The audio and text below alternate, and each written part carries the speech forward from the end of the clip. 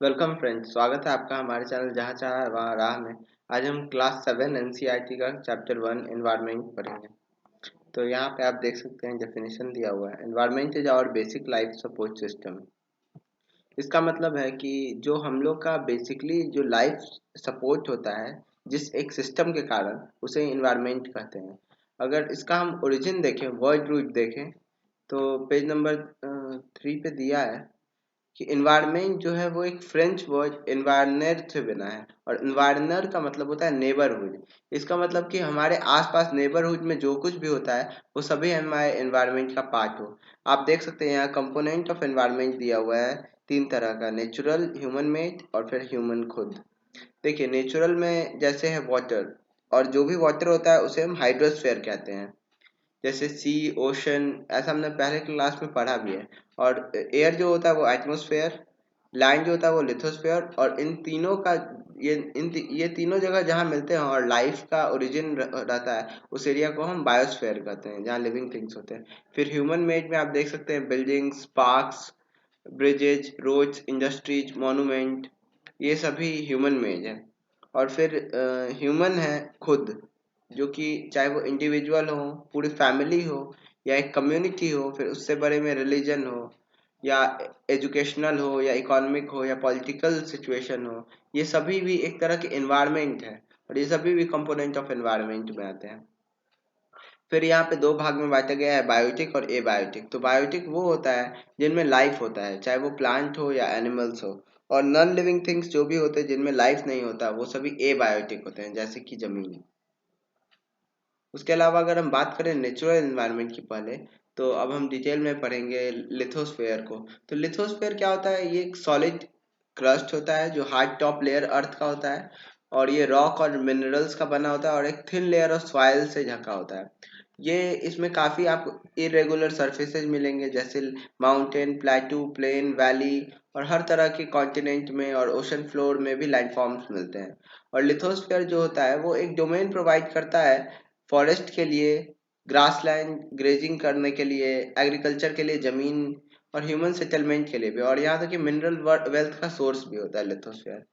इसके बाद अगर हम बात करें, जो वाटर का डोमेन होता है उसे हम हाइड्रोस्फेयर कहते हैं।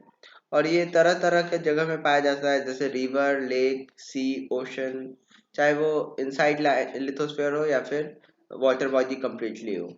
उसके बाद अगर हम बात करें एटमॉस्फेयर की, तो एटमॉस्फेयर एक थिन लेयर ऑफ एयर होता है जो अर्थ को सराउंड करता है, जिसमें आपको पता ही है कंपोजिशन क्या होता है, नाइट्रोजन, ऑक्सीजन और बाकी इनर्ट गैसेज। उसके अलावा जो ग्रेविटेशनल फोर्स है अर्थ का, उसी के कारण एटमॉस्फेयर जो है वो अर्थ के आसपास सराउंड करता है। ग्रेविटेशन का फोर्स हर कुछ पे पड़ता है, उसी तरह एयर पे भी पड़ता है। और ये हमें एटमॉस्फेयर जो है वो हार्मफुल रेज से भी बचाता है, सन के जो अल्ट्रावायलेट रेज होते हैं उससे ओजोन लेयर जो होता है एटमॉस्फेयर में वो हमें बचाता है। और उसमें तरह तरह के गैसेस, डस्ट, वाटर वेपर भी होते हैं। हम आगे क्लास में इन्हें डिटेल में पढ़ेंगे। फिर बायोस्फीयर जो होता है, प्लांट और एनिमल किंगडम दोनों मिलकर बायोस्फीयर बनाते हैं, जिसे हम लिविंग वर्ल्ड भी कह सकते हैं। और ये is a narrow zone of the earth where land, water and air interact with the each other to support life. ये एकदम प्रॉपर डिफिनेशन है बायोस्फीयर का, जो कि काफी इंपॉर्टेंट है। उसके बाद इकोसिस्टम का डेफिनेशन जो उससे भी इम्पोर्टेंट, इस चैप्टर का सबसे इम्पोर्टेंट डेफिनेशन है।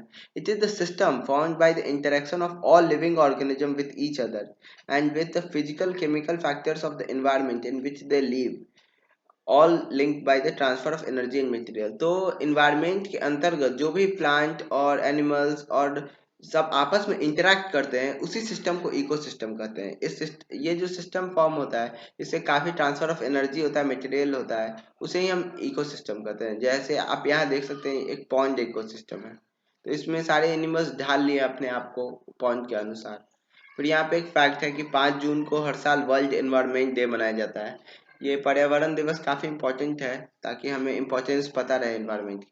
उसके बाद यहाँ पे बार्टर सिस्टम दिया हुआ है। बार्टर सिस्टम एक ट्रेड का तरीका होता है, जिससे हम गुड्स के बदला गुड्स यूज करते हैं। ऐसा पहले के काल में होता था जब मनी नहीं बना हुआ था कैश फॉर्म में या फिर मटेरियल फॉर्म में। तो हम जैसे कि अगर मेरे पास चावल है 1 किलो और किसी के पास गेहूं है 1 किलो, तो हम लोग आपस में बदल लेंगे। अगर उसको चावल का ज़रूरत है और मुझे गेहूं की, तो हम लोग आपस में बदल सकते हैं। लेकिन इसका सबसे बड़ा कमी था कि डबल कोइंसिडेंस ऑफ वांट होना चाहिए, मतलब कि दोनों लोग को चाह होना चाहिए उस अपोजिट चीज़ को जो सामने वाले को, तभी ऐसा हो पाएगा। इसलिए मनी का इजाद हुआ था। तो यहाँ बार्टर सिस्टम है, आप बेसिक में समझ सकते हैं। गुड्स एक्सचेंज करते थे बिना मनी के यूज के, उसे ही बार्टर सिस्टम कहते हैं।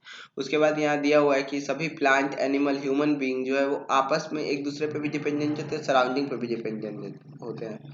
और उनका जो रिलेशन होता है लिविंग ऑर्गेनिज्म का, और आपस में भी जो रिलेशन होता है, उसी से एक इकोसिस्टम तैयार होता है। इकोसिस्टम कई तरह का हो सकता है, जैसे बड़ा rainforest, grassland, desert, mountain, lake, river, ocean, यहाँ तक कि एक स्मॉल पॉन्ड का भी।